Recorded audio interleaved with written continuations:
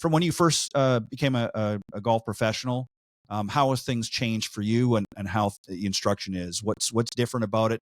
How you teach, how you approach? Have you seen some significant changes over the years as well? Well, Ted, thanks. First of all, thank you for having me on the show. And Jamie, I look forward to being on with you tonight as well. I think from a group standpoint, when I work with, I do a lot of ladies clinics. And when I do the clinics, we do them every spring, and they actually go through the summer as well. And I now have a men's clinic that's come off of that.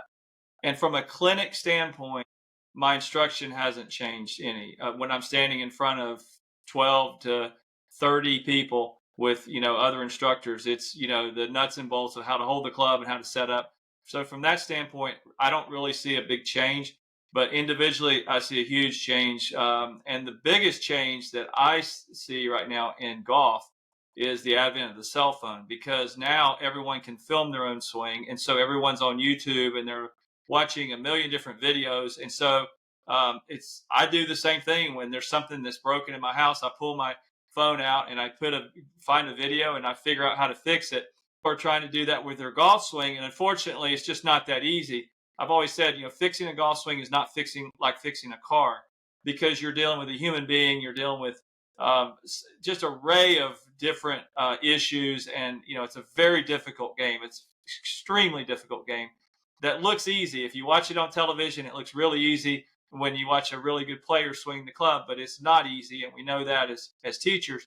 And so when people start trying to do self-diagnosis on the YouTube videos and things like that, then that's where I see a big problem. So what I kind of started noticing this, and it would drive me crazy, because I would be working with students, and then all of a sudden they said, well, last night or the other day I was looking at a video on YouTube. And so then they start trying to make these changes, and they're going off in a direction that we weren't even talking about. That is very frustrating. And so I always tell them, I said, I feel like when you do that, when you go on YouTube and you watch another instructor, I said, I feel like you're cheating on me.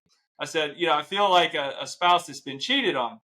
So what I decided to do is I was like, I've got to solve this. So I got real heavy into my own YouTube channel and also my own website. And I started putting videos up there. And I said, if you want to watch videos, that's fine. I understand that some people love that, and that's the way they want to learn. I want you to go to my channel. I want you to watch my videos so that you're getting a consistent message. And I said, if you don't choose me as an instructor, that's fine. You go to another instructor, but stick with that instructor's videos. Don't start going down the rabbit hole of looking at every instructor out there, because if you do, you're going to make your game worse.